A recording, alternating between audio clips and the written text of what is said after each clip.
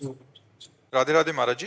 महाराज जी, मैं जीवन जी तो रहा हूं, परंतु एक एक क्षण मेरा भय, शोक, चिंता, नकारात्मकता में गुजरता है, जिससे मैं कुछ कर नहीं पा रहा हाँ, इसका कारण पाप है, खुली बात है। इसका कारण पाप है, असत आचरण है, पूर्व जन्म और इस जन्म दोनों के। अगर इस जन्म में असत आचरण न हो तो पूर्व जन्म का आचरण का प्रभाव आएगा, पर वो भयभीत नहीं कर पाएगा, वो शोकित नहीं कर पाएगा, वो चिंताग्रस्त जैसा आप बोल रहे हो ऐसा नहीं कर पाएगा। आएगा, जैसे शरीरों में रोग आता है, कोई घटना आती, विपत्ति आती, पर हमारा जब भगवान से संबंध है, आश्रय है, तो हमें फिर भय नहीं रहता, हमें चिंता नहीं रहती। भगवान के चरणों का आश्रय लेने वाला निर्भय होता है, निशोक होता है, निश्चिंत होता है। क्या उसके जीवन में विपत्तियां नहीं आती? क्या प्रतिकूलता नहीं आती? क्या समस्या नहीं आती? आती हैं, लेकिन बहुत बड़े से भरोसा है, कनेक्शन बहुत बड़े से है, तो हर विपत्ति उसके लिए निपटने लायक हो जाती है। ऐसी कोई विपत्ति नहीं जो उसको परास्त कर दे। जिसने भगवान का भरोसा लिया है, जो भगवान का, परमात्मा का सुमिरन करता है, शरीर छूट सकता है लेकिन दुर्गति नहीं हो सकती। शरीर छूटेगा, परम पद मिलेगा, उत्तम गति प्राप्त होगी। हम ये नहीं कहते शरीर नहीं छूटेगा, शरीर छूट गया। बड़े बड़े महापुरुषों का शरीर छूटा है, गुरुजनों का शरीर छूटा है, उन्होंने धर्म के लिए शरीर छोड़ दिया, लेकिन आज उनका यश गाया जाता है। उनके वचनों के अनुसार हम चलकर परम पद को प्राप्त करते हैं, परमात्मा को प्राप्त करते हैं। तो चिंता, शोक, भय, ये जिसके अंदर, विषाद ये जिसके अंदर है, वो पाप का कारण है। पाप होता है मोह से, अज्ञान से। अज्ञान के कारण ही ये चिंता, शोक, भय है। यदि अज्ञान दूर हो जाए, पाप दूर हो जाए, तो अभी निश्चिंत, निशोक, निर्भय हम हो जाएं। वो होता है भगवान के भजन से। जब तक भजन नहीं होगा तब तक कुछ समस्याओं का समाधान नहीं होने वाला। इसीलिए हमारे हर प्रश्न का उत्तर होता नाम जप। आप जितना नाम जप करेंगे उतना ही आपका हृदय शुद्ध होगा, आपके विचार शुद्ध होंगे। पूरी की पूरी सब सुविधाएं दे दी जाएं, विचारहीन पुरुष को, ध्यान रखना हमारे शब्दों को, हर सुविधा जितनी मांग है उसको सब दे दी जाए, पर वो विचारहीन पुरुष हो, कभी सुखी नहीं हो सकता। और जिसके पास एक भी सुविधा ना हो लेकिन विचार पवित्र हो, वो सुखी होगा, मुस्कुराता मिलेगा। विचारवान पुरुष ही सुखी होता है। जब हमारे विचार नकारात्मक बढ़ने लगते हैं, निगेटिव हो जाते हैं, तो हमें डिप्रेशन में भी पहुंचा देते हैं, और यहां तक कि मृत्यु का भी दंड दे देते हैं। विचार ही तो है, ये विचार ही तो है। ये विचार जो पवित्र होते हैं वो भजन से होते हैं, दूसरा किसी से नहीं, न रुपए से, न पैसे से, न पद से, न प्रतिष्ठा से। विचार जो पवित्र होते हैं वो भजन से होते हैं। भजन ना होने के कारण बहुत अच्छा जीवन दुर्विचार में नष्ट कर दिया। जितनी जेल भरी है वो विचार दूषित वालों से भरी है। विचार दूषित हुआ, गलत काम हुआ, कानून के अंतर्गत अपराध बना, जेल भोग रहे। अगर कानून ने नहीं जाना तो भागवतिक विधान से दंड मिलेगा। नाना प्रकार के रोग, नाना प्रकार की विपत्तियां, नाना प्रकार की समस्याएं दूषित विचार का ही फल है।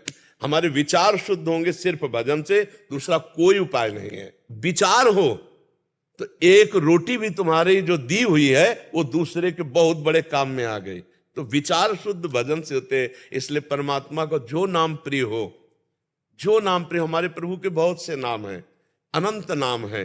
कोई एक नाम ले ले, या गुरुमुख से जो मिले वो ले ले। जिसे गुरुमुख नहीं हुए अभी, तो जो नाम प्रिय हो नाम जपना शुरू कर दो, उससे तुम्हारा निश्चित भय चला जाएगा, निश्चित चिंता चली जाएगी, और आप आनंदित हो जाएंगे। नाम जप करो। करते महाराज जी, उसके बाद भी भाई मतलब बने रहे। घड़े में एक चुल्लू चुल्लू जल डालते जाओ, 5 छेद कर दो, कभी नहीं भरेगा। उन छेदों को बंद करो ना। हम क्या बोले, हमारे वचनों पर ध्यान दो। पूर्व का पाप और वर्तमान का पाप। पूर्व का पाप हमें चिंता शोक में डालने की कोशिश करेगा, लेकिन वर्तमान में हम सही चल रहे हैं तो हमें फंसा नहीं पाएगा। वर्तमान का पाप ये शोक दे रहा है। वर्तमान के पापाचरण छोड़ दो। आप जानते हो आप क्या कर रहे हो, अंदर से देखो, अपने हृदय को देखो, और जो गलतियां उनका सुधार करो, आनंद आ जाएगा। ऐसा हो कि पूर्व के प्रारब्ध ही से केवल हम चले, तो हम में और पशु में अंतर क्या है? वो भी प्रारब्ध भोग रहा है, हम भी प्रारब्ध भोग रहे हैं। फिर हम मनुष्य किस बात के? हम मनुष्य इसी बात के हैं कि हम नवीन अनुष्ठान करके, भजन करके, कर्म करके पूर्व प्रारब्ध की धज्जियां उड़ा दे और हम भगवान को प्राप्त हों। समझ पा रहे हो आप? हम परमात्मा के अंश हैं, कोई साधारण नहीं है। हम सब हम परमात्मा के अंश हैं। हे माया हमको परास्त कर देगी। तब जब भगवान से विमुख है, अगर हम पर प्रभु के सन्मुख है, नाम जप कर रहे, दूसरों का हित कर रहे, सबका मंगल चाह रहे, हमारा कौन बाल बाका कर पाएगा। देखो बच्चा, जो गलतियां उनको सुधारो, खान पान की गलतियां, भोग विलास की गलतियां, विचार की गलतियां, उनको सुधारो, अभी आनंद आ जाएगा। अगर हम नहीं सुधारेंगे इस जन्म में तो सुअर कुत्ता बन के थोड़ी सुधार पाएंगे। सुधारना तो मनुष्य ही बन करके है, तो सुधारो। नौजवान हो, खूब सत्संग सुनो, और जो उसमें अच्छे आचरण हैं उनको अपने जीवन में उतारो, नाम जप करो, माता पिता की सेवा करो, समाज की सेवा करो, अभी आनंद आने लगेगा। दीपक महेश्वरी जी दिल्ली से। गुरुजी आपके चरणों में कोटि कोटि प्रणाम। गुरुजी, धर्म क्या है और अधर्म क्या है? कई बार दोनों भेद करना मुश्किल हो जाता है। किसी धर्म में वही कार्य वर्जित है और किसी में मान्य है। तस्मात् शास्त्रम प्रमाणन्ते कार्या कार्यो व्यवस्थितो। गीता जी में भगवान ने कहा हर कार्य को शास्त्र से प्रमाणित होना चाहिए। अब जैसे आप किसी के लिए पति हैं, किसी के पुत्र हैं, किसी के भाई हैं, किसी के मित्र हैं, और आप भारतीय हैं, राष्ट्र का भी भार आपके कंधों पर है। हर भारतीय का, पूरे भारत का एक न एक हिस्सा वो है, चाहे वो किसान हो, चाहे वो व्यापारी हो, कुछ भी हो, एक हिस्सा है। तो धर्म का स्वरूप विस्तृत है। आपको एक पत्नी का पति रूप धर्म निर्वाह करना है, आपको अपने माता पिता के लिए पुत्र रूप निर्वाह करना है, अपने पुत्रों के लिए पिता रूप निर्वाह करना है, अपने भारत के लिए भारतवासी का धर्म निर्वाह करना है। और ये सब करते हुए भी आप भगवान के अंश हैं, आपको भगवत प्राप्ति करनी है। अब आपको किस समय कैसा क्या बर्ताव करना चाहिए, उसके लिए जब बुद्धि शुद्ध हो तब बात बनेगी। और ईश भजन सारथी सुजाना, एक शरीर रथ है, इंद्रियां घोड़े हैं, मन इनकी लगाम है, बुद्धि इनका सारथी है। अगर सारथी ड्राइवर नशे में हो तो गाड़ी झोंक देगा गड्ढे में जाके, अगर सारथी सही हो तो सही मार्ग चलेगा। तो इस भजन सारथी सुजाना, यदि भगवान का चिंतन करते हुए देखो तो कुछ ना पढ़ो शास्त्र में तो भी तुम्हारे अंदर आ जाएगा ये पाप है, नहीं करना चाहिए। कोई भी बोलो, इतने बैठे हो, क्या आप नहीं जानते जब आप पाप करना चाहते हो तो आपके अंदर कोई बोलता है कि नहीं कि आप पाप करने जा रहे हो, गलत है, मत करो? आप बोलो, अंदर से आवाज आती है। वही परमात्मा सबके अंदर बैठा हुआ है। तो हमको क्या करना चाहिए, क्या नहीं करना चाहिए, एक सेकंड अंदर ही पूछ लो, आपको उत्तर आ जाएगा। ये मत करो, ये करने लायक नहीं है, पर मन कहेगा करो, इसमें सुख मिलेगा। तो मन की आवाज और परमात्मा की आवाज, गुरु की आवाज को जो समझ पाए वही साधक होता है। वो बड़ी झीनी आवाज होती है, बहुत गलत है, मत करो, पर मन ऊपर से जोर से बोलता है बड़ा सुख मिलेगा और मार देता है। हम जितना अपराध होता है वो मन के कहे पर चलने पर होता है। तो आप ये विचार करके बताओ कि कौन सा ऐसा धर्म है जिसमें हमें संशय हो। स्पष्ट हर धर्म अपना अपना प्रकाश किए हुए है। स्पष्ट पति का क्या कर्तव्य है, आप थोड़ा सा एक सेकंड रुकिए और अंदर से पूछिए तो आपके अंदर उत्तर आ जाएगा, यहां मैं गलत होने जा रहा हूं, पत्नी के साथ जो मैं व्यवहार करना चाहिए वो मैं गलत कर रहा हूं, अंदर आएगा। पर अहंकार के कारण, क्रोध के कारण, वासना के कारण आप उस बात को सुनेंगे नहीं तो हर ग्रंथ का उत्तर यही है, हृदय में। किसी को कहीं बाहर प्रमाण ढूंढने की जरूरत नहीं, हृदय से ही प्रमाण आ जाएगा। चराचर जगत में भगवान बैठा हुआ सबको उपदेश कर रहा है, पर हम लोग भगवान की बात को नहीं मानते हैं। आप वो धर्म बताइए जिसमें आपको ऐसा लगता है कि ऐसे से ऐसा करने पर अधर्म हो सकता है और अधर्म भी धर्म हो सकता है। जैसे आपने प्रश्न किया, आपको कौन सा धर्म ऐसा लगता है? सनातन धर्म में हम जीव हत्या पाप मानते हैं, सब कुछ है। ये प्रश्न करने का अधिकार उसको है जो संपूर्ण राष्ट्र का संचालन कर रहा है, जिसके कांधे पर कई देशों का, कई धर्मों का पूरा भार है। उसको हम ये उत्तर देने के लिए समर्थ हैं। लेकिन आपको पर्सनल अपना देखना है कि आप सनातन धर्म का सांगोपांग अनुष्ठान पूरा करते हैं कि नहीं, क्योंकि आपके ऊपर संपूर्ण धर्मों का या संपूर्ण राष्ट्रों का भार नहीं है ना। तो आप पर्सनल अपना प्रश्न कर सकते हैं, क्योंकि आपका उत्तर देना हमारे लिए वो व्यर्थ होगा। आप एक परिवार में हैं, आप एक प्रांत के, किसी गांव के या किसी शहर के एक मकान में रहते हैं और आप अपने धर्म को जानते हैं। उस जानने में कितनी कमी है, उस जानने वाली बात को कितना पालन करते हैं, ये सिर्फ आपको देखना है। जब आप ऐसे समर्थ हो जाएंगे तो धीरे धीरे आप आगे बढ़ जाएंगे। और हम लोग क्या करते हैं कि जब ऐसे प्रश्न करते हैं तो उसमें राग द्वेष की संभावना होती है, क्योंकि स्थिति होती नहीं है।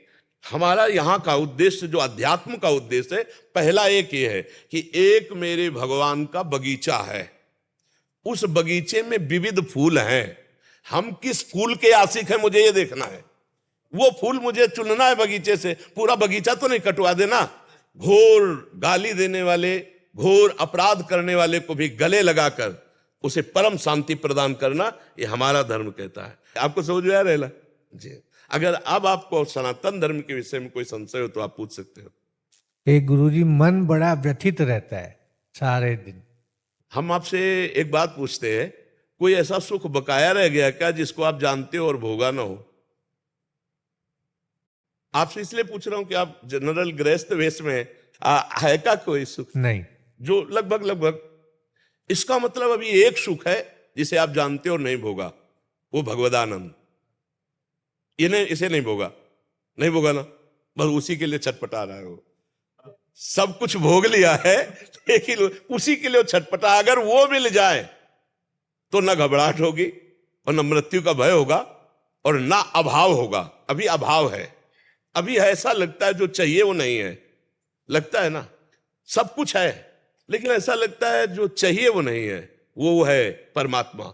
उसकी प्राप्ति होने के बाद फिर ब्रह्मभूता प्रसन्नात्मा न शोचति न कांक्षति समाः सर्वेषु भूतेषु मद भक्तिम लभते पराम। जिसके प्राप्त होने के बाद कुछ प्राप्त करना बाकी नहीं रहता, जिसके जानने के बाद कुछ जानना बाकी नहीं रहता, उसे परमात्मा कहते हैं। और उसी को प्राप्त करने के लिए मन अव्यक्त रूप से छटपटा रहा है। अब वो प्राप्ति हो जाए तो आनंद हो जाए, क्योंकि जो जो चाहिए वो लगभग सब भोग लिए। आप गृहस्थी में सब भोग लिए, अपना पराया सब भोग लिए, लेकिन जो वास्तविक चाहिए वो नहीं मिला अभी तक। और वो मिल जाए तो तृप्त हो जाए, मन तृप्त हो जाए, आनंदित हो जाए। इसलिए हमारी प्रार्थना है, नाम जप कीजिए, भगवान का नाम जप कीजिए, गुरुजनों की आराधना कीजिए। जो हमारे पूर्व में बड़े बड़े महापुरुष हो गए उनके चरित्र पढ़िए, उनकी आराधना कीजिए। और किसी की सेवा कभी बन जाए तो बहुत जल्दी शांति मिलेगी। जैसे कोई बीमार पड़ा, कोई सेवा करने वाला नहीं, आप शरीर से सेवा कर दीजिए। या आप 100 रुपये की सामग्री अपने लिए लेने जाते हो, वो दवा लेके उसे दे दीजिए। एक दिन भोजन छोड़ दीजिए, दूसरे को पवा दीजिए, फिर देखो कैसी शांति मिलती है। एक दिन हम अच्छा भोजन पाने जा रहे हो और वो भोजन किसी भूखे को दे दें जिसको नहीं मिला, तो आप देखिएगा 100 दिन पाने से आपको जो आनंद नहीं मिला, एक दिन ना पाने से वो आनंद मिल जाएगा। आपका हृदय शीतल हो जाएगा। इसी से मन को शांति मिलती है। और जो हमारे वो सब छूटेंगे, आज नहीं तो कल, क्योंकि धीरे धीरे पहुंच रहे हैं नंबर पे, तो मन को एक मीठी मीठी घबराहट हो रही कि जिस कार्य के लिए आया था वो कार्य नहीं कर पाए। देखो, हम एक कार्य के लिए आए मनुष्य जीवन में, परमात्मा प्राप्ति। एक बार परमात्मा प्राप्ति हो जाए फिर आनंद पूर्वक जीवन व्यतीत करो। पहले परमात्मा प्राप्ति होना चाहिए था, सो हुआ नहीं तो अब अंतिम में कर लो। जो पहले करना चाहिए अब आखिरी में कर लो। तो परमात्मा प्राप्ति कोई कठिन नहीं है, क्योंकि परमात्मा कोई और नहीं है, हमारे हृदय में ही बैठे हुए हैं। और सही पूछो तो जैसे दर्पण में हम दो दिखाई देते हैं और दर्पण हटा दो तो एक ही बचेगा ला। दर्पण में हम और प्रतिबिंब दिखाई देते हैं और दर्पण हटा दो उसे कहते सोहम, सोहमश्मी। जिसे मैं खोज रहा था वो कहीं दूर नहीं है, पर उसके लिए नाम जप और गुरुजनों की आराधना आवश्यक है। तो आप नाम जप कीजिए और भक्तों के चरित्र पढ़िए। और किसी की भी सेवा मिल जाए, कभी चलते फिरते किसी पशु पक्षी मनुष्य की, तो निष्काम भाव से सेवा कर दीजिए तो हृदय शांत होने लगेगा। ठीक है? नाम जप कैसे करें? नाम जप 3 प्रकार से होता है। एक होता है वाचिक, जैसे हम बोल रहे हैं राधा राधा राधा राधा राधा राधा राधा राधा, इसे वाचिक कहते हैं। फिर एक होता है उपांश, हमारी जवान चल रही, हम नाम अंदर चला रहे हैं लेकिन बाहर क्या है इसे नहीं आप कोई जान सकता। एक होता है मानसिक, आंखों के सामने वही लिखा है, ध्यान में अंदर से वही गूंज रहा है, कान वही सुन रहे हैं, दिमाग पूरा उसी में लगा हुआ है।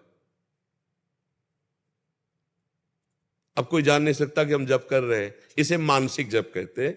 और इसे उपांश कहते हैं। और राधा राधा राधा इसे वाचिक जप कहते हैं। जी, समझ पाए आप? नाम जो प्रिय हो आपको वो जपिएगा, जो प्रिय ना हो।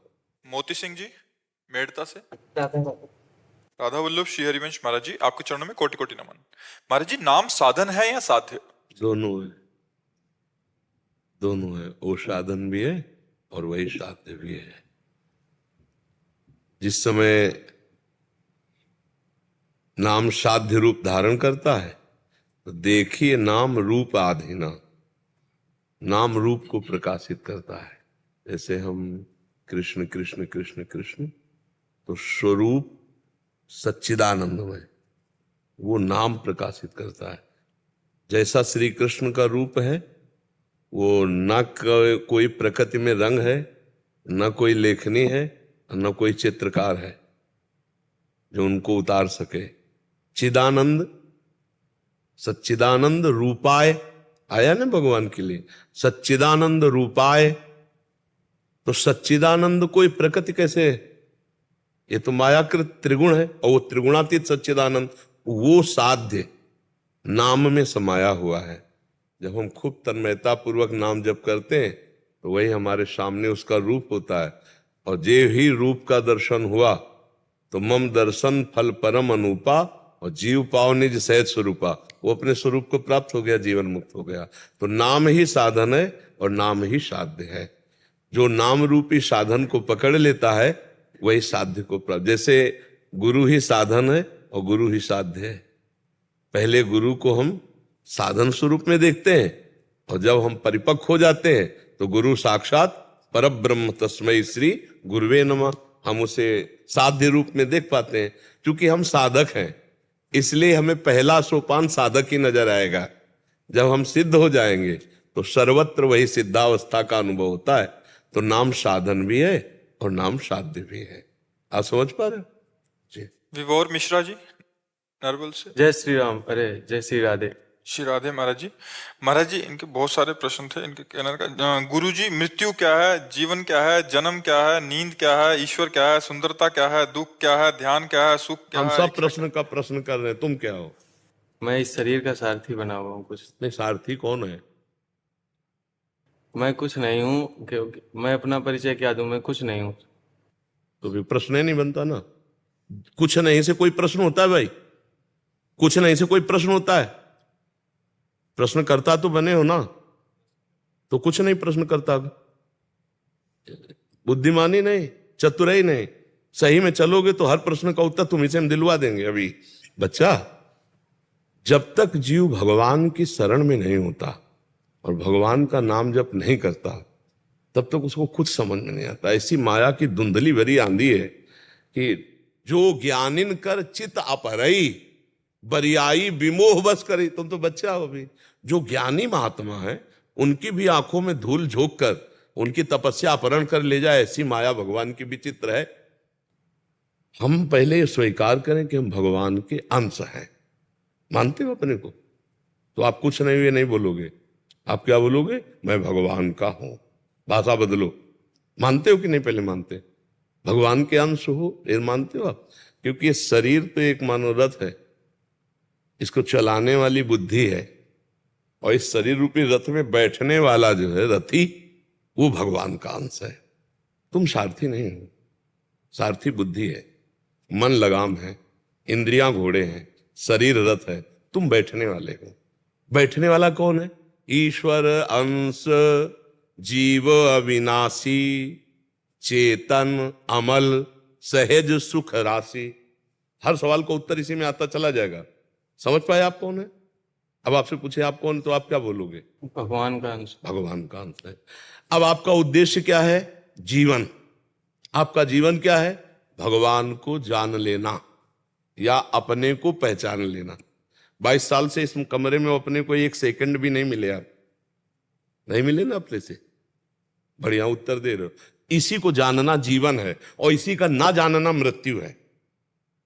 जब अपने को नहीं जानते और शरीर पे राग कर बैठे, तो शरीर के द्वारा जो शुभ अशुभ कर्म बने, तो पुनरपि जननम पुनरपि मरणम पुनरपि जननी जठरे शयनम, बार बार जन्म, बार बार मृत्यु, बार बार मां के गर्भ में। यही भूल हमको ले जाती है। इस मनुष्य जीवन का लक्ष्य क्या है? भगवान का भजन करके भगवान को जान लेना। भगवान को पा लेना या अपनी पहचान जान लेना। नर्तन कर फल विषय न भाई, भजिए राम सब काम बिहाई। भजन ना होना और भोगों में रमण करना यही मृत्यु है। जिन हरि भगति हृदय नहीं आनी, जीवित सब समान ते प्राणी। जीता हुआ मुर्दा टहला है, जिसके जीवन में भगवान का चिंतन नहीं, भजन नहीं, जीता हुआ मुर्दा है। गोस्वामी जी कह रहे हैं मनुष्य जीवन का लक्ष्य क्या? भगवत प्राप्ति, अपने स्वरूप का बोध हो जाना। मृत्यु क्या?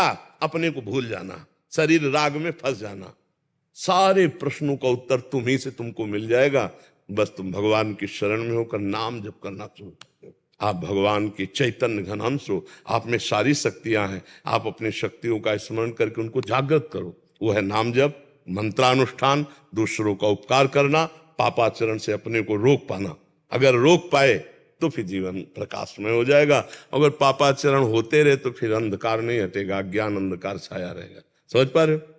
सारे प्रश्नों का उत्तर मिल जाएगा आपको। भजन, भजन नहीं है तो फिर टिकेगा भी नहीं। कोई उत्तर दे दो, कोई उत्तर टिके, ऐसे में टिकता है, ऐसे में नहीं टिकता। जो भजन करने वाला होता है ऐसे होता है।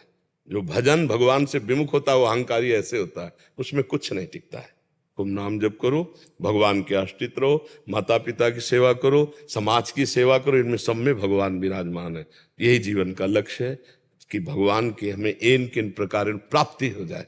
और अगर प्राप्ति न हो सो परत्र दुख पावई, सिर धुनि धुनि पछताए, काल ही कर्म ही ईश्वर मिथ्या दोष लगाए। जो न तरय भव सागर, अस समाज नर पाए, स्वति निंदक मंदमति आत्महनन गति। वो आत्महत्यारा है, वो दुर्गति को प्राप्त होगा जो मानव देह प्राप्त करके पापाचरण करता और भगवान की प्राप्ति नहीं कर लेता।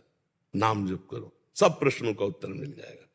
10 साल से डायलिसिस करा? नहीं सर, मैं वहाँ काम करता हो? अच्छा, मैं अच्छी बात चाहता हूँ मैं लोगों की इस तरह से सेवा करता हाँ बिल्कुल, बहुत। क्योंकि डायलिसिस जो कर जिनके होते हैं ना, उनको उत्साह बढ़ाना बहुत आवश्यक है। हाँ, वो बोर ना हो पाए, वो अपने में निगेटिव भावना ला पाए। हूँ। और नॉन पेशेंट है वो कैसे क्या गाइड कर सकता हूँ, थोड़ा सा आप मार्गदर्शन दीजिए। 15 साल से मैं उनकी सेवा कर रहा हूँ। देखो, हम सबसे ज्यादा समझते हैं कि अगर देखो प्रारब्ध के अनुसार रोग तो आ ही गया है, अगर उनको हम किसी तरह उत्साह दे पावे, भगवान से जोड़ पावे, तो वो मन अगर विचार उत्साह युक्त हो जाए तो झेल सकते, नहीं तो बहुत कष्ट पड़ेगा। एक चीज है, तो आजकल छोटे छोटे बच्चे और जवान लड़के इतने आ रहे हैं, वो है ना डॉक्टर के पास जाता है कि ऐसी ऐसी दवाइयाँ ले रहे हैं जिनकी वजह से छोटे छोटे 18 साल के बच्चे हमारे पास आ रहे हैं। मैं सरकारी हॉस्पिटल में हूँ साहब, मैं गवर्नमेंट एम्प्लॉय। मतलब 18 साल के बच्चों का भी डायलिसिस? 6 साल 7 साल के बच्चे हमारे पास आ रहे हैं जिनका हम डायलिसिस कर रहे हैं। मैं निवेदन आपसे ये करूंगा कि आप कुछ ऐसा सबको बताइए कि वो गंदी दवाइयां ना लें। वो सर कहीं जाते हैं, हेवी इंजेक्शन ले लेते हैं, तो उनको पता नहीं होता, हाई ग्रेड फीवर होता है, उस वजह से वो गलत दवाई ले लेते हैं और उनकी किडनी। हाँ, ये टेप हो रहा है, ये जाएगा। तो आपकी बात सुनेंगे सब। हाँ, पुनः आप। मैं सबसे यही रिक्वेस्ट करना चाहूंगा, आप कभी भी कोई भी हाई ग्रेड फीवर हो, कोई भी बीमारी हो, तो आप किसी भी तरह की दवाइयां ना लिए कि मुझे जल्दी ठीक कर दें। वो आपको हेवी डोज इंजेक्शन देते हैं, उससे आपकी किडनी इफेक्ट होती है, उससे आपकी जान भी जा सकती है। 18 साल 16 साल 14 साल 22 साल ये यंग पेशेंट यूपी के बहुत आ रहे हैं, जिनको देख के हमें खुद को ऐसा लगता है कि हमारे देश को क्या हो रहा है। बिल्कुल, क्योंकि किसी का बच्चा है, किसी की माँ है। हाँ, तो मैं आपसे, महाराज जी, मैं बहुत छोटा हूँ पर मैं आपसे रिक्वेस्ट करता हूँ। नहीं, ये समाज के लिए बहुत बड़ा मैसेज जाएगा। हाँ, आप जो बोल रहे हैं लाखों लोग सुनेंगे इसको। और मैं सबसे ये रिक्वेस्ट करूंगा कि ढंग के डॉक्टर से ट्रीटमेंट ले ताकि आपकी किडनी बच सके। अच्छा, स्वेच्छा से मेडिकल से ना खरीदे, अच्छे डॉक्टर के गाइड में ही दवाइयाँ खरीदें। मैं कल शाम को सर यहाँ वृंदावन में भी गया था महाराज जी, तो यहाँ गया तो एक आदमी बोलता है कि मुझे एंटीबायोटिक दे दो, मुझे कल कहीं जाना है।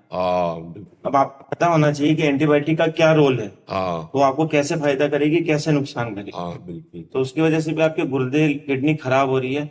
तो मैं आप सबसे रिक्वेस्ट करूंगा महाराज जी के माध्यम से, महाराज जी के आशीर्वाद से, कि आप सब इसको प्लीज अवॉइड करिए। हाँ बिल्कुल, लोग सुनेंगे और लाभ भी लेंगे। और सबसे बड़ी दवा है कि यदि मरीजों को जो आपके पास आते हैं उनका उत्साहवर्धन करें वचन के द्वारा, और उनको नाम जप करने के, भगवान से जुड़ जाए तो एक सहारा मिल जाता है। भगवान से अगर चित्त जुड़ जाए तो आनंद मिले। प्रसन्न रहना सबसे बड़ी औषधि होती है, और वो प्रसन्नता तभी हो सकती है जब भगवान से जुड़े। नहीं, अर्थ की समस्या, शरीर की समस्या, शरीर से अब कोई कार्य नहीं हो सकते। जैसे मान लो जो किडनी पेशेंट हैं, अब वो फावड़ा नहीं चला सकते, अब वो हल नहीं जोत सकते, वो भारी वजन वाले काम नहीं कर, छोटे मोटे, हाँ, तो उनको कई तरह की समस्या होती है। तो उन समस्त समस्याओं से जूझने का एकमात्र उपाय भगवान का भरोसा, भगवान का नाम जप, भगवान का आश्रय, और आपका ये मैसेज जाएगा और लाखों लोग सुनेंगे और उससे सुधार भी होगा।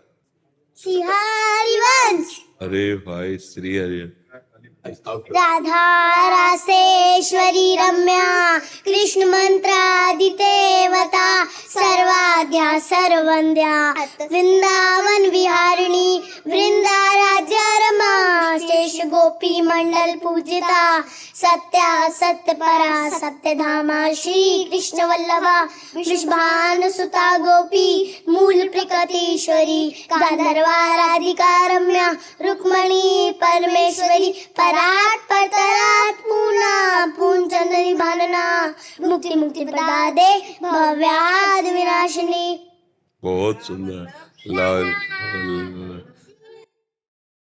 आ जाओ मैं कारा वो सच्ची एक कहानी है, वर्णन करता जिसका वैभव महापुरुष मर ज्ञानी है। बातें उनकी सुन के देखो बदले पीढ़ी आज की, दुनिया है दीवानी मेरे प्रेमानंद महाराज की। प्रेम सिखाते दुनिया को आनंद में हूँ, रहते हैं राधा नाम का जाप करो, ये बात को सबसे कहते हैं। राधा राधा जपते जपते जीवन उन पे वार दिया, लाडली की कृपा लोगों ने हार दिया, लाडली लोगों ने भी प्यार दिया। डायलिसिस की बीमारी का रोग उनके तन में है, बनारस से वृंदावन को शिव उनके मन में है। बीच में राधा नाम मिला तो जीवन उनके नाम किया, हर रोग तन का मिट गया जब राधा नाम का जाप किया। एक समय ऐसा भी था जब महाराज जी परेशान हुए, किडनी दोनों फेल हो गई, खतरा आया जान पे, पर महाराज जी मुस्कुराते छोड़े अपनी आस को। वो कहते कार प्यारे जी ने राधे पे विश्वास को। उम्र थी 13 साल की जब लिए संन्यास, मन में अपार श्रद्धा करना झट पे था निवास। न खाने की ये चिंता न पीने का है ठिकाना, मिल जाए तो ठीक वरना भूखे पेट सो जाना। ना खाने की चिंता है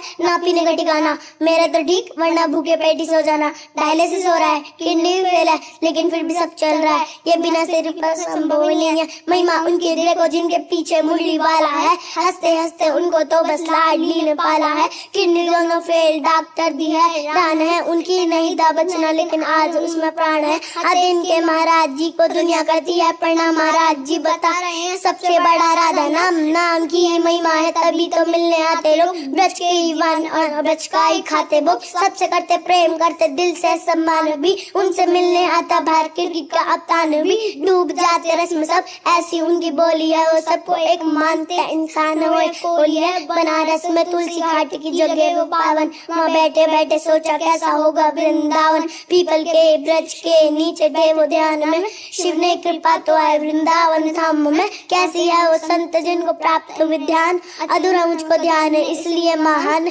किडनी दोनों फेल घर के सारे काम, 3 बजे उठ के सुबह करते वो स्नान। हाँ पीले है वस्त्र और मस्त्र पे लगा चंदन, जुग जाता उनसे मिलने सबका करते वो अभिनंदन। शब्द नहीं पास मेरे उनके लिए क्या कहूँ, बड़ा दुर्लभ होता है सतों का दर्शन। श्री राधा के लिए कुंज जहाँ उनका निवास है, श्री वृंदावन धाम में वो परिक्रमा मार्ग है। पराघाट आश्रम के सामने वाली गली में महाराज जी से मिलने का एक मात्र वो स्नान है। करता हूँ प्रणाम मैं ऐसे माँ बाप को जिन्होंने जन्म लिया प्रेमानंद जी महाराज को। राधा राधा जपते जपते सुबह दोपहर शाम हो, उनके चरणों में मेरा कोटि से प्रणाम हो। इसको दुपट्टा दे, श्री जी की प्रसादी है।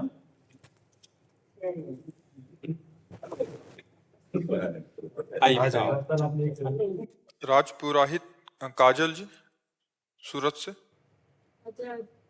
राधे राधे गुरुदेव, आपके चरणों में कोटि कोटि प्रणाम। गुरुदेव, मुझे भगवान से भी बहुत प्रेम है परंतु परिवार में भी बहुत आसक्ति है, तो क्या भगवान से प्रेम के लिए परिवार से वैराग्य जरूरी है या नहीं? इसका प्रश्न, वैराग्य का मतलब क्या होता है?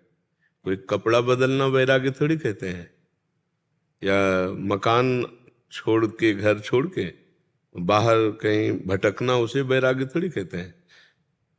क्या माँ में भगवान नहीं? क्या पिता में भगवान नहीं? क्या पुत्र में भगवान नहीं? क्या पति में भगवान नहीं? क्या पत्नी में भगवान नहीं? जिस दिन भगवान नहीं होंगे उस दिन फूंक दोगे, चाहे जितना प्यारा शरीर हो, नहीं फूंक दोगे। पुत्र का हो चाहे पत्नी का हो, किसी का भी हो, या तो अग्नि लगा दोगे और या जमीन में गाड़ दोगे, उसको प्यार नहीं करोगे पक्का। उस शरीर को आप नहीं रख सकते पक्का। तो आज भी अनजाने में आप माता पिता परिवार से जो प्यार कर रहे हो, भगवान से ही प्यार कर रहे हैं, तो जान के प्यार कर लो। गौर से देखो, पिता के रूप में मेरे भगवान है, माँ के हृदय में मेरे भगवान है, पति के हृदय में मेरे भगवान है, पत्नी के रूप में मेरे भगवान है, सब रूपों में भगवान है। यही बात समझना है, और क्या त्याग करना है? भाव का परिवर्तन करना है। अगर हम सब में भगवान का भाव करके सेवा करें तो हमें कहीं भागने की जरूरत नहीं, घर में ही भगवान की पूजा हो जाएगी। और मंदिर में जा करके पूजा करके आए हो, अपने माता पिता का अपमान करो, पति की अवहेलना करो, कुछ नहीं मिल पाएगा।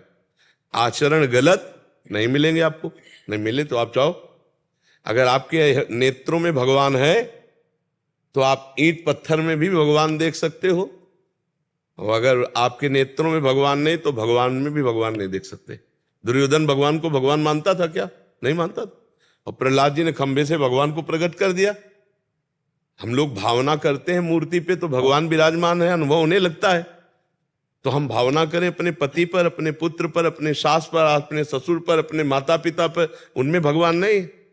तो बस हमें ये समझना है कि हम जिन भगवान से प्यार करते हैं वो भगवान का मंदिर है, शरीर रूपी मंदिर में सबके हृदय में भगवान, सबके हृदय अक्षत विकारी निर्विकार भगवान सबके हृदय में है। समझ पा रहे ना? क्या त्यागना है, भाव बदलना है। ये सब भगवान के जन है। आप हमारे परिवार के नहीं हो क्या? आप सोचो, आप बैठे हो, यहां बैठे हो श्री जी के पास, तो ऐसा लग रहा है हमारे घर के बैठे हो। आपको लग रहा है हम पराये हैं यहाँ, आप पराये हैं, ऐसा लग रहा है आपको? इसलिए नहीं लग रहा कि हम देख रहे हैं कि मेरे भगवान सब में बैठे हैं, और आप देख रहे हो कि भगवान के जन है। भगवत भाव होने के कारण हम दोनों में प्यार है, अनजाने में भी प्यार है, अनजाने में भी अपनापन है। कोई रिश्ता प्रकट ना होने पर भी हम रिश्तेदार हैं। समझ में आ रहा है? क्योंकि हम वास्तविक रिश्तेदार हैं। हम सब भगवान के हैं, सब में भगवान है। यही बात समझने के लिए हम बचपन से घर से निकले थे, और वही बात तुम्हें हम समझा रहे हैं। घर में रहकर समझ लो तो बात बन गई। जो संतों के लाभ मिलता है सत्संग से, वो यही मिलता है कि वो जो 10 वर्ष 50 वर्ष तपस्या करके जाने, वो 5 सेकंड में हमें बताए रहे। हम मान ले, पर समस्या ये है कि फ्री बात को कीमत नहीं समझी जाती। नहीं, हम पक्की बात कह रहे हैं। अगर समझ में आ जाए तो बेड़ा पार हो जाए। भगवान से प्यार करने वाले को कहीं भागने की जरूरत नहीं है। अपने घर में ही भगवान को देखने की कोशिश करो, बूढ़े माता पिता में, अपने परिवार के जनों में। यदि उनके चरण धो के प्रणाम करो और उनको समय से भोजन, समय से वस्त्र, और हाथ जोड़कर उनके आगे बात करो, वहीं भगवान न मिल जाए तो हमें बता देना। अब मंदिर में जाओ, खूब जल चढ़ाओ, आरती करो, घर में आओ, आतंक मचाओ, उद्दंडता करो, तो भगवान नहीं मिलने वाले। पक्की बात हम तुमसे कहते हैं। तो इसलिए कहीं भागने की जरूरत नहीं बच्चा। वैराग्य का मतलब कपड़ा बदलना नहीं, वैराग्य का मतलब भाव बदल देना। भाव बदल गया, उद्देश्य बदल गया, तो सब ठीक हो गया। नहीं, इस कपड़े में भी उद्देश्य अगर भगवान ना हो तो नौटंकी है, नाटक है नहीं? क्या नौटंकी नाटक में 2 घंटे के लिए साधु का रोल बढ़िया नहीं करता? बिल्कुल करता है, लेकिन वो साधु थोड़ी हो गया रोल करने वाला। 2 घंटे के लिए, पैसे के लिए वो नौटंकी नाटक में साधु मुनि का वो रोल करे तो पक्का करेगा, लेकिन वो पक्का है थोड़ी। उद्देश्य जिसका साधु है वो साधु है, चाहे वो भेष में हो या ना हो। जिसका उद्देश्य विचार महान, वही महात्मा है। वो गृहस्थी में भी हो सकता है, वो विरक्ति में भी हो सकता है। तो दोनों बातें हमें समझनी है कि भगवान से प्यार करने वालों को कहीं भागने की जरूरत नहीं है। जहां है वहीं भगवान की भावना करके नाम जप करना है, अच्छे आचरण करना है, गंदी बातें त्यागना है, सब काम बन जाएगा। भाग के कहां जाओगे आप बताओ? कहां भाग के जाओगे? जहां भाग के जाओगे वहां संसार है। जहां भाग के जाओ आप, बदनाम ले लो कहीं भी, वहां भी संसार आपको मिलेगा, माया वहां भी मिलेगी। क्योंकि गोस्वामी तुलसीदास जी ने कहा है माया का परिचय क्या है? बोले मैं अरु मोर तोर तय माया, जेहि बस कीन्हे जीव निकाया। गो गोचर जहां लगु मनु जाई, सो सब माया जानहु भाई। जहां तक इंद्रियां जाएं और जहां तक मन जाए सब माया है। अब इसी माया में मायापति भगवान है, तो भागने की जरूरत क्या है? जहां हो भगवान सर्वत्र है, तो जहां तुम हो वहां है भगवान की नहीं?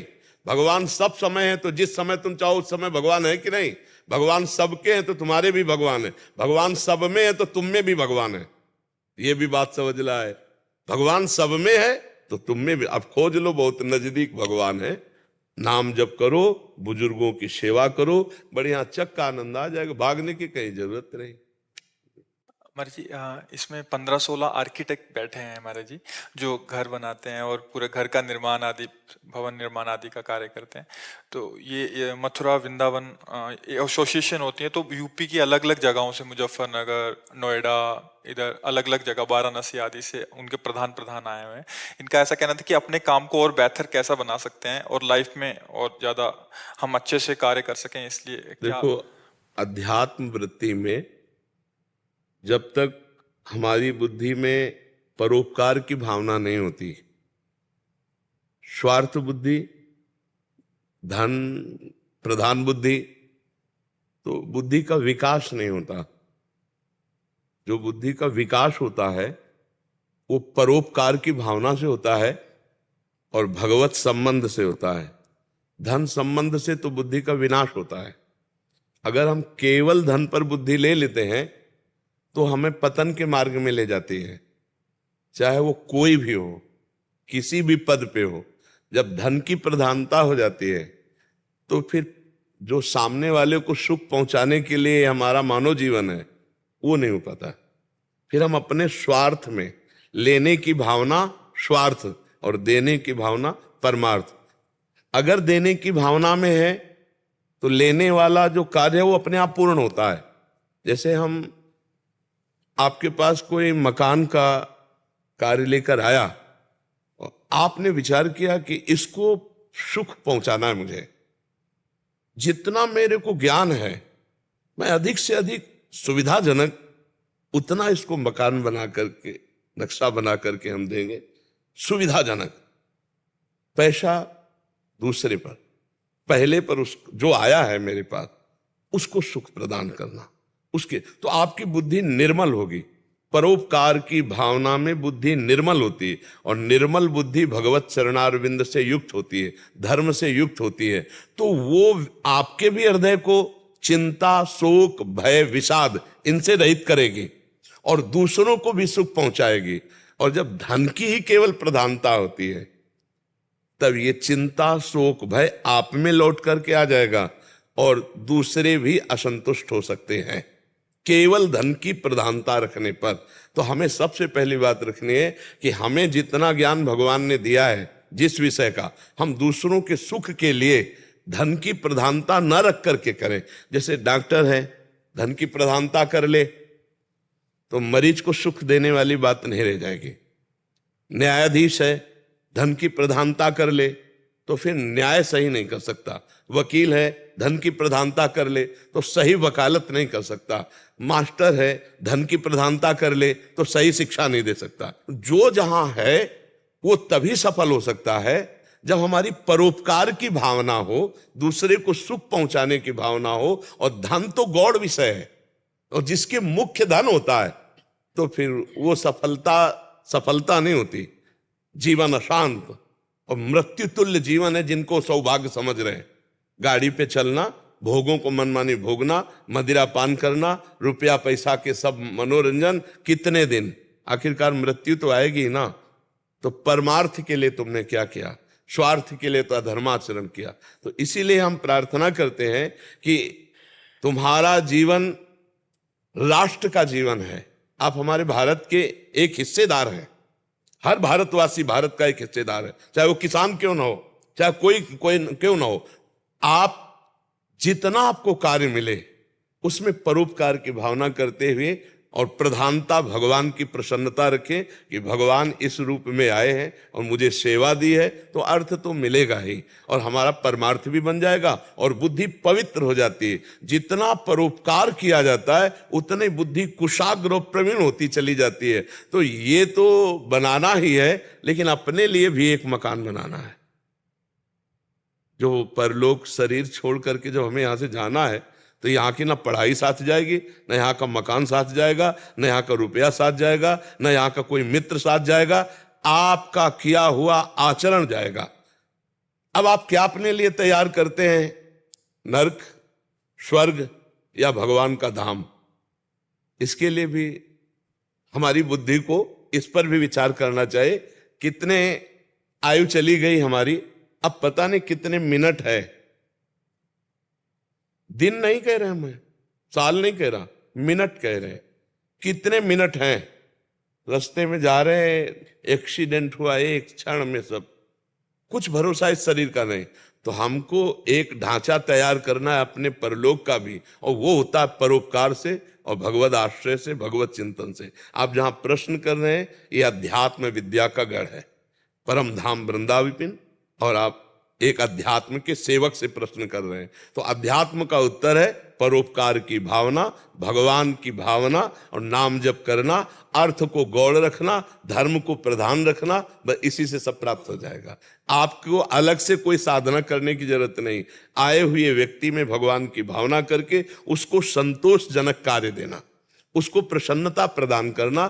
थोड़ा अर्थ को अगर हमें कम मिल रहा है तो हम सह जाते हैं, तो उससे हमें शांति मिलेगी, हमारी चिंता का नाश होगा। आगे शोक की जो दुर्घटना, जो नाना प्रकार की अव्यवस्थाएं, जो नाना प्रकार की विपत्तियां आने वाली हैं, आशीर्वाद से सब कट जाती हैं। और दूसरे को जो दुख होता है वो हमारी और अव्यवस्थाएं आगे बढ़ाते हैं। तो हमसे किसी का दुखद कार्य ना हो, सबके प्रति सुखद भाव हो। आप जिस डिपार्टमेंट में हैं, ऐसे हम पूरे भारतवासियों के लिए संदेश देते हैं। आप जिस डिपार्टमेंट में हैं, आपके पास जो आता है, मानो मरीज आता है या कुछ भी आता है, वो भगवान भेज रहे हैं आपको सेवा के लिए। अपनी अपनी सेवा निष्काम भावना रखते हुए, परोपकार की भावना रखते हुए की जाए तो हमारी बुद्धि शुद्ध रहेगी, चिंता, शोक, भय और नाश होगा। भय हमारे अंदर हर समय बना रहता है, चिंताएं बनी रहती हैं, शोक बनी रहते हैं, कामनाएं बनी रहती हैं। कब पूर्ण होंगी? क्या पशु बनने पे पूर्ण होंगी? जब मनुष्य बनने पर पूर्ण नहीं हो सकती तो और कैसे पूर्ण होंगे? तो हमको ये भी देखना है, अपना हृदय भी खाली करना है, चिंता से, शोक से, भय से, दुख से। ये रुपए से पूरी होने वाली नहीं। जब तक भगवान से नहीं जुड़ोगे तब तक वो विश्राम नहीं मिलेगा। तब लग कुशल न जीव कहूं, सपने मन विश्राम, जब लग भजत न राम को, शोक धाम तज काम। तो अर्थ की प्रधानता न रखते हुए अपने कर्तव्य का परोपकार की भावना से किया जाए तो इससे मंगल होगा और नाम जप किया जाए भगवान का। हमारी अध्यात्म की तरफ से ये प्रार्थना है। महाराज जी, जीवन में जो चिंताएं और भय आते हैं महाराज जी, अपनी दैनिक दिनचर्या में कभी कभी काम का इतना प्रेशर हो जाता है, कभी कभी उस काम का प्रेशर तब दबाव डालेगा जब अर्थ की प्रधानता होगी। अगर भगवत सेवा की प्रधानता है तो रात्रि के 12 बजे से जगा हुआ है ये शरीर है, हम आनंदित हैं क्योंकि मुझे भगवान ने सेवा दे दी, भगवान की कृपा।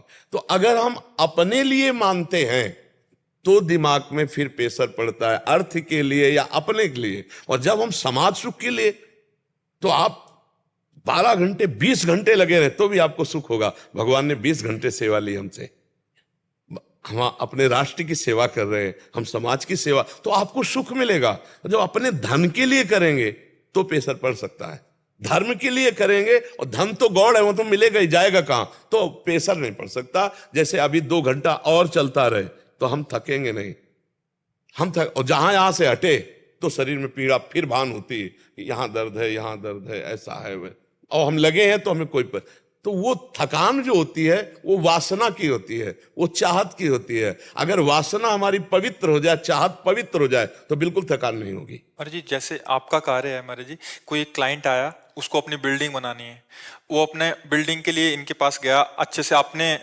रखा कि हमें ऐसा चाहिए, इन्होंने बना के दे दिया। इनमें कोई, क्योंकि वो अर्थ देगा, ये बना के देंगे अपनी बुद्धि योग से, जैसा भी होगा। क्या कुछ अलग से ऐसा कार्य हो सकता है जो, जैसे आपने बोला सेवा, तो सेवा का कोई कार्य ऐसा दिख नहीं रहा, क्या अलग से कोई सेवा कार्य करना चाहिए हमें अपने जीवन में? नहीं, अलग से सेवा का कार्य तो हम इसलिए नहीं कहेंगे कि गृहस्थ में है और कार्य प्रणालियां इनकी जो है इतनी विधि है कि उनको अलग से हम ये नहीं कहेंगे तुम जाके अनुष्ठान करो जाके, नहीं। हम यही कह रहे हैं कि पैसा भी वो देगा और कार्य भी वही कर रहे हैं, लेकिन हमारा उद्देश्य है उसको संतुष्ट कर देना, उसको सुख मिले। हम ऐसा ढांचा बनाएंगे उसको सुख मिले, ये हमारा प्रयास है, ये हमारा विचार हमको सुखी करेगा। कार्य तो वही है। और उसके बाद भी वो असंतुष्ट हो जाए महाराज जी, मैं इसलिए कह रहा हूँ कि प्रैक्टिकली जैसे सामने वाला संतुष्ट हाँ। हो जाए, फिर इनके ऊपर कोई दोष नहीं है। ये तो उसकी वासना है, ये तो उसका विचार है।